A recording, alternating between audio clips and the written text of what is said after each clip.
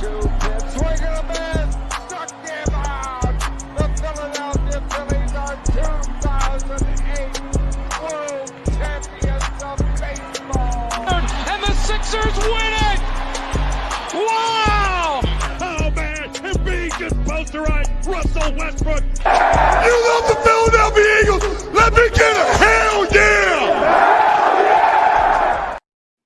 What is up, everybody? Welcome to Party on Broad. It is Dives, Mr. Crockpot on Twitter. Party on Broad can be found on iTunes and Spotify. If you're watching us here at the Painted Lines YouTube channel, make sure you smash that subscribe button.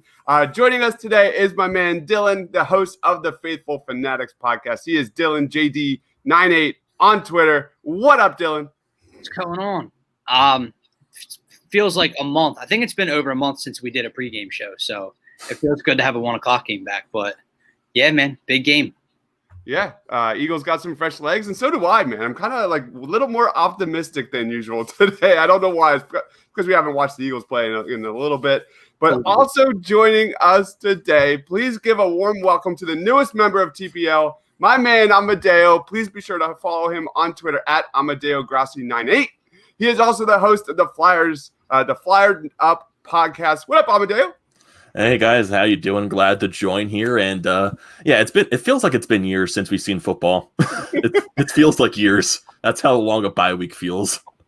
I need at least like 4 touchdowns because like the success of, I'm a new dad. I have a 15-month-old daughter, and she just started to do the put her hands up, and we'll go, Eva, touchdown, and she'll go, I need like 4 touchdowns. Carson, I need you to be on it because I need to do that and have plenty of drinks, plenty of food. What are we doing today? Today is our pregame show. We are breaking down the New York Giants and the Philadelphia Eagles. We're talking top keys of the game on offense and defense. We're going to talk about our predictions for who will be the stars of the game, and we'll do our game predictions. What do you think? Should we just like jump into this thing? I think we should. My top keys on offense, Miles Sanders is back, baby. That is my number one key here. It's hard to fathom where the Eagles offense would be without Travis Fulgham. But the Eagles' best playmaker returns today versus the New York Giants. Sanders has missed the last 2 games since that knee injury. He said, I feel good. I feel back to normal, back to myself. I'm ready to get out there and stack up these wins. So that's where I'm going. So the Giants have given up the most receiving yards to running backs this season in the NFL. If Doug Peterson doesn't feature Miles Sanders and Boston Scott heavily in the screen game today, that tells you everything you know about Doug Peterson. But yeah, what about you, Dylan? What's a key to the Eagles offense today? Well, obviously having Miles Sanders back is huge for us. To me, look, you know, Dives, I'm a Carson apologist, fair or foul. But look, he has to come out and show me something today. Like have a clean game. Don't turn the ball over. Put up some points early and often against this Giants team. So offensively, while I'm excited to have Miles Sanders back, I believe Lane's back. Alshon Jeffrey is back. So they're basically fully healthy almost, except for like Isaac Seumalo still to come back on the offensive line and Zach Ertz. So Carson, you had the weapons around you. You're playing a below average defense. Take care of the football and put this team away early. Yeah, and that is like the Giants actually have a super sneaky-esque, solid run defense. So I don't expect Miles Sanders to get a ton of carries in this game. I really want to see a balance between Boston Scott and Miles Sanders in that pass and run attack. But you got to commit, man. Even though the Giants have a solid rush defense, you have to commit to the run. We cannot see Carson Wentz play hero ball over and over and over again. The turnovers have to stop. Amadeo, any comments on that, and what's one of your keys to the Eagles offense today? I'm on the same page with Dylan. It's just Carson Wentz, just the entire season, it feels like he's been trying so hard to be the hero in the game. He's trying to hold on to the ball way too long, doesn't throw it away, gets sacked for way too much yardage. And today gets the bye week. You had a week off after that terrible performance he had against the Cowboys a couple weeks ago. I just feel like has to keep it simple. You got a lot of key guys back in your lineup in Sanders, in Jeffrey. Even though I feel like Jeffrey's not going to get that many tosses out there just because it's his first game back in so long, just utilize the people that you have back today. And I feel like Fulgham is going to have another big game. I feel like it. Yeah, and to Amadeo's point, Dodge, he has been trying to play hero ball. Like, you can go back to the last 4 games of last season and then into the postseason and then the start of this season. He doesn't need to today. You're almost fully healthy. We haven't been able to say this about the Eagles team or Eagles offense in over a year, man. Like, you're fully healthy. You don't need to go out there and play hero ball. And again, to his point, me and him were talking before the show, like, you're coming off probably, even though it was a win, your worst performance as starting quarterback for the Philadelphia Eagles. I go back to that New Orleans Saints game in 2018 and the Dallas Cowboys game on Sunday night. And that's what it was about. So he has to just be better. I'm getting distracted by Ginn over in the comment section. So. All right, what we got here? We got Nicole. What up, Nicole? I think everyone knows here. That's Mrs. Crockpot. Let's go, Birds.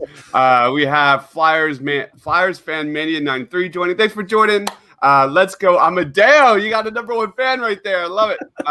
We have McGinty from the Faithful Fanatics podcast.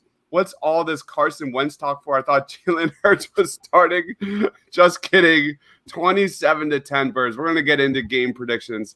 But I just want to piggyback off of, before we start talking about the defense, because there's a lot to talk about on offense here as well. Doug Peterson committing to the run. We saw Miles Sanders not really touching the ball consistently across the first and second half. Yes, the injuries have been brutal on the offensive line. Yes, they have been down after the first half in many of these games, but Miles Sanders has just 26 second half carries in 5 games compared to 45 in the first half. I need to see Miles Sanders and Boston Scott heavily featured in this game, period. Yeah, go ahead. I think all you need to know is what you brought up on Tuesday. He averages 6.1 yards per carry. Yes. He averages 87 yards per game. The math there doesn't add up, Doug. It's crazy. When they run the ball, it works. You see this over and over again. When Doug Peterson commits, they do well, and it works. They 87 yards per game, 6.1 yards per carry. Miles Sanders is 3rd in the league in yards per game, and he barely plays. It is ridiculous. You put that all together, and he would just have this phenomenal season. But we've seen the Eagles, and especially Doug Peterson, run the ball down someone's neck, then just go completely away from it and go pass. That can't happen. And the other thing I think that was really important during the bye week, Carson Wentz actually finally said something along the lines of, I have to play smarter. I have to manage the game better. I have to, eat the play and live for another down. And what was disheartening about that Dallas game when he had 4 turnovers was his quote was, I have to stay aggressive. I'm going to stay aggressive. And that was just so disheartening as a diehard Eagles fan, because that's one of the major issues here moving forward, obviously. Anyone have any other takes on the offense today? Just I'm tired. Like, no offense, I love the dude. I'm tired of hearing about it. Just go do it for once. Like, we all know it's your 5th year. You have to eat. You have to eat a play sometimes. Live to play another down. Go show it. Yep. Amadeo, anything? Just keep it simple. Don't try to do way too much. It's just too consistent where he does way too much. Yep. All right, and let's roll on to the defense. My #1 key to the defense is Fletcher Cox and winning that turnover battle. The Giants are playing better, but their passing attack is still not good. It's inconsistent. Daniel Jones, I really hope we get one of those where he falls over himself again today. That would be just the icing on the cupcake. That would be hilarious. But this is a quarterback, Daniel Jones, who has only hit 200 yards or more through the air once over the last 4 games. But as always, it's not a secret when you see the Eagles win, they're winning the turnover margin. That's just the key. So the Eagles have forced 5 takeaways in the last 2 games, and they are 3-0. So Fletcher Cox did not practice on Friday, but he was a full participant in practice earlier in the week. I haven't heard anything. I just got back from the dog park, so I haven't been off Twitter over the last hour, so I'm not sure if he's playing or not, but he's supposed to play. But let's be honest, this is a guy that's not playing up to his price tag. A lot of us have really kind of picked apart Brandon Graham over these last 2 years. But I think it's time to really start calling out Fletcher Cox, man. When you look at the last 24 games for the Eagles, Fletcher Cox has 40 tackles, 6 sacks, 3 forced fumbles, and 16 quarterback hits. Brandon Graham has 56, 15.5, 3 forced fumbles, and 28 quarterback hits. Fletcher Cox needs to do better. And I'm not talking about doing it in like a 4 or 5 game stretch at the end of the season. I'm talking about consistently all season long. He finally showed up versus Dallas. He had 3 tackles, 2 tackles for loss, 2 quarterback hits, and a sack.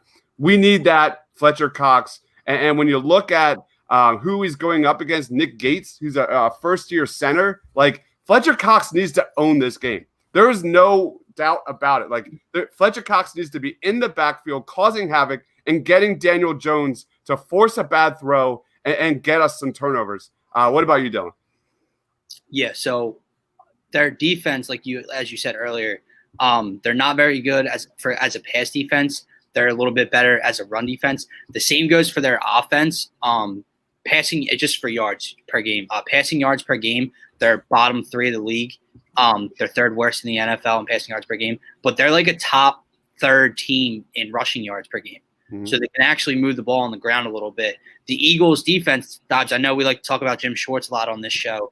The Eagles defense for passing yards per game is a lot better than the Eagles defense for rushing yards per game. So that's kind of at the crossroads I'm at. So I know Devontae Freeman, I believe, was placed on the IR. I'm not saying Devontae Freeman shouts, oh no at me, but he's on the IR. So they have Wayne Gallman starting. Just if you take away Wayne Gallman and this run game and you make Daniel Jones one-dimensional, you will have no issue. This kid is not going to beat you. I think I saw a stat on Twitter earlier, or maybe I just was streaming, but I'm pretty sure he's 0-16 in his last 16 starts that aren't against the Washington football team. Wow. Or something, or very close. Those are that Washington football team's the only team he's beaten in a very long time. So he's not going to go out and win the game for the Giants. Just take away the run game and limit Evan Ingram. Because as I said on Tuesday, they try to get the ball in Evan Ingram's hands as in any way possible. Like he's a tight end and they run end arounds and reverses to him sometimes. Just take him away and slow down the run game, and then it's easy. What about you, Amadeo? I feel like it's what you're talking about, Daniel Jones. He's not a good quarterback. He's not going to steal the game for you. He's not going to take it away. I feel like what the Eagles have to do, he's very prone to fumbling the football, forcing turnovers. If they pressure Daniel Jones a lot, which it felt like they were starting to do a couple weeks ago in the previous game where they forced a fumble late in the game, if they continue to get pressure on him, he is going to turn the ball over. I feel like turnovers are going to be very key in this game. Yeah, and make no mistake about it.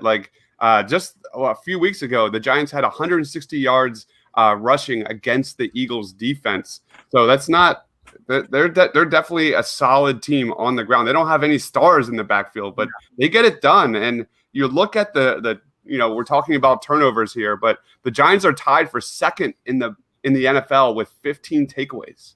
So that needs to, the Eagles need to be careful. Carson Wentz need to be careful.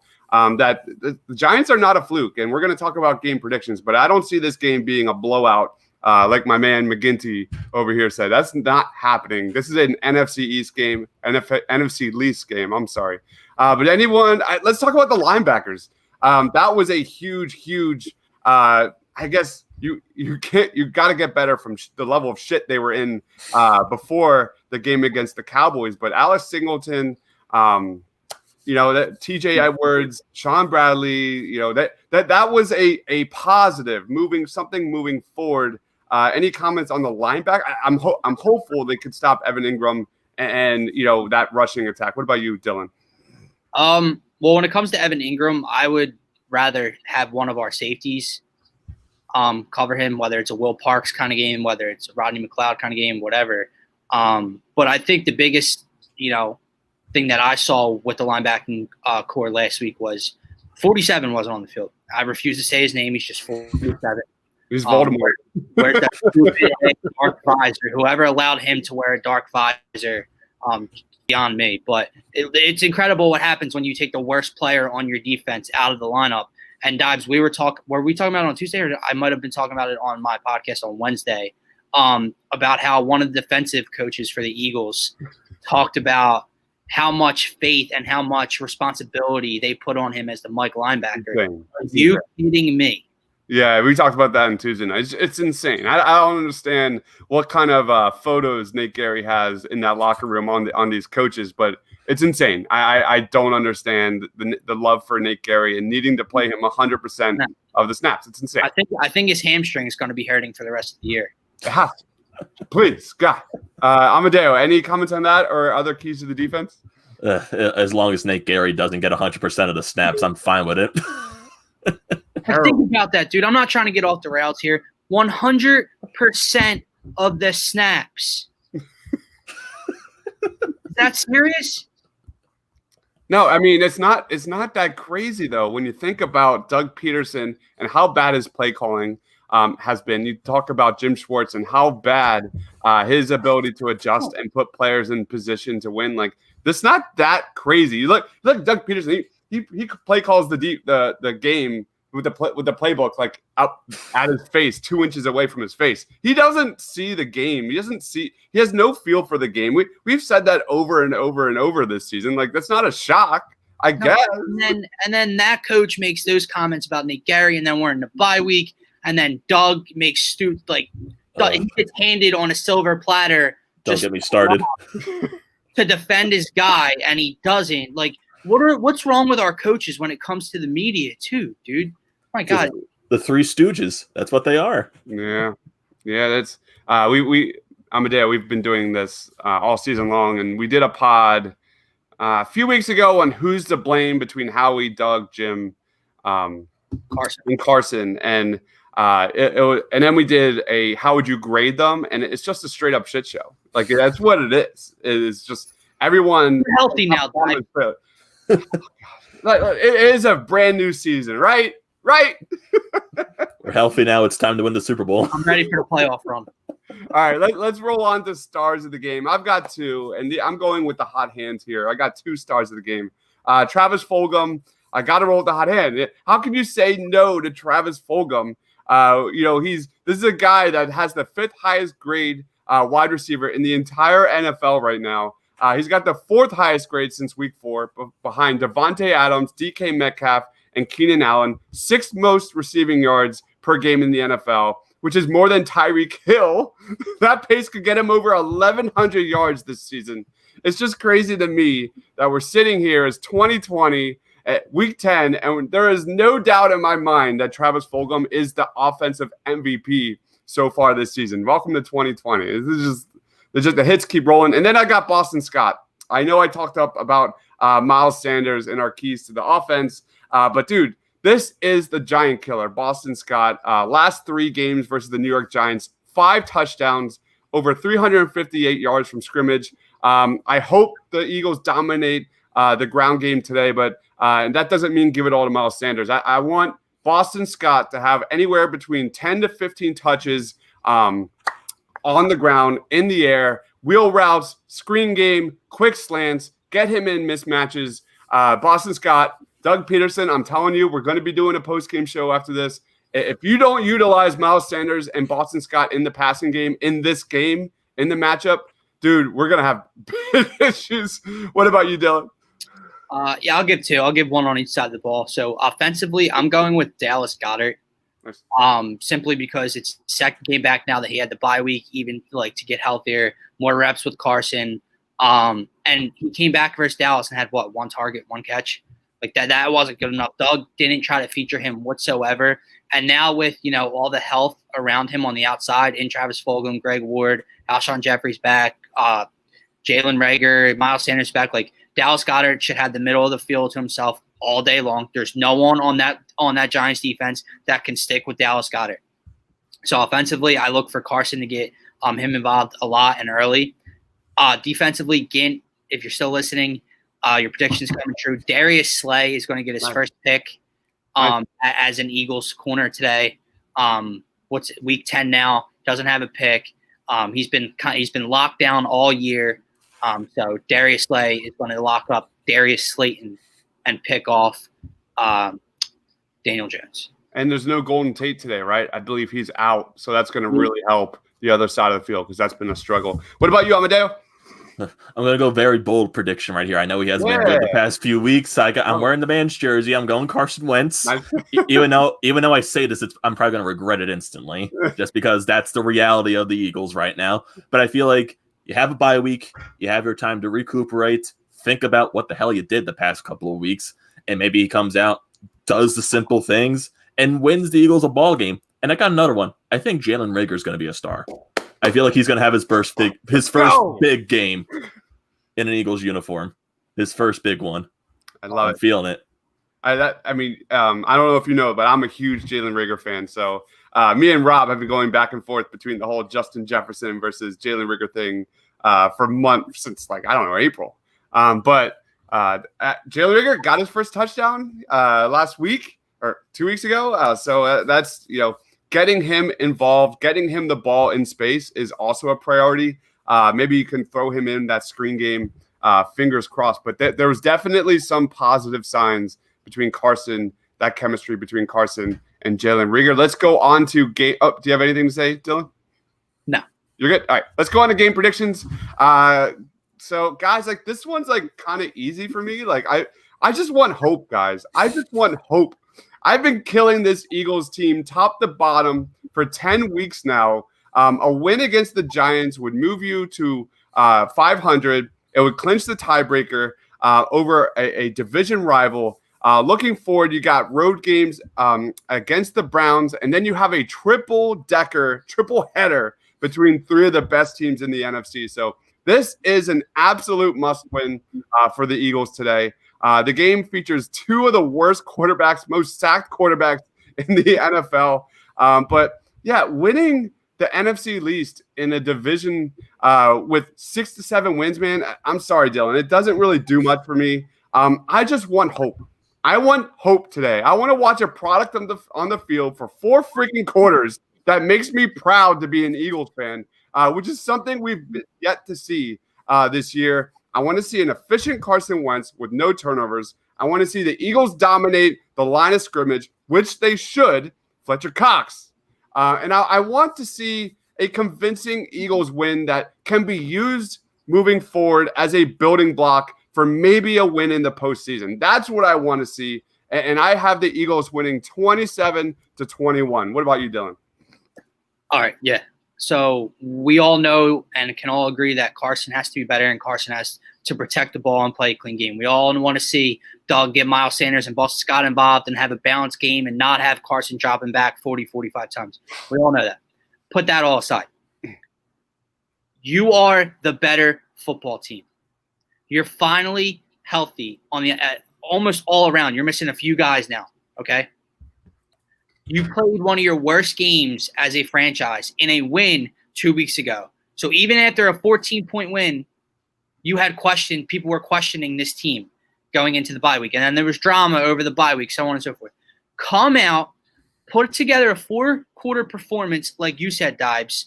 Dominate this team. I know it's the NFC East and it's on the road and it could be a tough game. No, you're the better team. Put this team away early, because I'll say the same thing I said a couple weeks ago on Thursday night.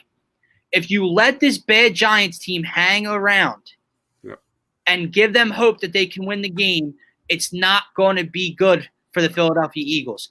Put them away early, score early, pound the ball down their throats, and that's it. I know that's not going to happen, but really, they're not a good team. They're down and out. They can only beat the Washington football team. If you take away all hope early in the first half, game's over. Didn't we see that against the Giants the other week? Yeah, the first drive, no huddle, fast tempo. Bang, bang, bang, they scored, and then they went away from it the rest of the game. This is what the Eagles do, man. They rip out your heart. It's on Doug and it's on Carson. Those are the two factors. That's all that matters today, is that Doug gets his head out of his ass, pulls down the play sheet like you said, like you like to talk about, Dodge. Watch the game, adjust accordingly, and do what's working. And then it's on Carson to deliver what Doug's putting out there. That's the bottom line. We can talk about Miles Sanders having a big game. We can talk about the offensive line all we want. It comes down to those two factors. Score prediction? I'm 27-14. All right, cool. All right. What about you, Amadeo? My key is right now, what Eagles team are we going to see? What Doug Peterson, what Carson Wentz are we going to see? In reality of 2020 right now, we just have no idea. That's just the fact of it all. So I'm going to be optimistic right here. Going to hopefully the Eagles, they come off the bye week. They're going to have a nice game, Maybe we'll see the Eagles that had that first drive against the Giants a couple weeks ago. Maybe they have that consistently. So hopefully we can see that. It's going to be up to Carson and Doug Peterson, like Dylan just said. And hopefully, like I said, I feel like they're going to keep the consistency in today's game and keep the Giants out of it and put them away, because miracles do happen in the Meadowlands. So maybe this is the miracle that we just need, a good win. So I'm going to say Eagles win 24-13. Love it. Is that so much to ask? Like a good win? Like, is that crazy? No, and the thing, guys, Carson Wentz is the best player on the field today. Go out and know it and show it. That's it. Yep. I want that mindset. I want that killer mindset. Just take the team out, take the Giants out, and like first half, have it be over. Like, we haven't seen a good win in a long time. The Eagles have this like terrible ability to play to their opponent and play down, play up. Like, it's just been a roller coaster. Like you said it, you never know what to expect, what you're getting from Jim Schwartz. You never know what you're going to get from Doug Peterson. Can we just get 4 quarters of solid football today? Please. Come on. Let's roll with plugs. You're up, Dylan. Faithful Fanatics podcast every Wednesday. I just had Paul Hudrick on from NBC. Well, he worked for NBC Sports Philadelphia. So he's awesome. Go check his stuff out at Paul Hudrick on Twitter. This week I'm having Kai Carlin, Sixers reporter and writer, on before the draft on Wednesday. I believe we're doing that at 5 to 5:30. And then also in a few weeks, I will be having Jason Martinez back on from 97.5 The Fanatic. So a lot of stuff going on. Very excited about it. So go check out the Faithful Fanatics podcast and follow our new Twitter at FaithfulFans2. Love it. Awesome. What about you, Amadeo? It's going to be a big week this week in regards to all sports and the NHL, especially with the whole news talking about how possibly they're going to restart on January 1st with a 48 to 60 something game season. And then also the reverse retro jerseys, they're coming out probably on Monday. So that's going to be very fun to watch. And also in terms of Flyers news, prospects, Elliot Desnoyers, he's been very fun to watch. So We're going to be Flyer Up Podcast. It's officially partnered with the Painted Line. So be sure to stick to us. We're going to try to get an episode out this week to talk about all of that stuff. It's going to be very fun. Don't forget to follow us at Flyer Up Podcast, Twitter, Instagram, YouTube, Facebook, wherever. And also don't forget to follow my YouTube channel, TTP Sports. Love it. Oh, man. Flyers prospects are fun, man. In a world of Philly sports, man, there's some really fun prospects. Me and Tyson did a top 10 prospect, and Desnoyers guy wasn't even on the radar. So it was like when you saw it all come out on Twitter, I was like, who? But he's tearing it up. Cam York is tearing it up.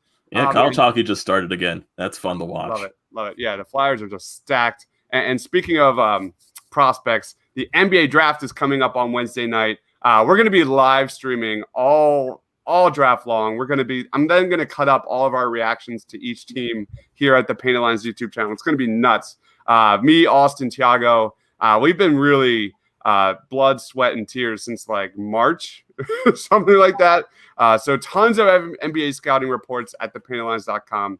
I've got about 30 video scouting reports here at the Painted Lines YouTube channel. Search your favorite prospect.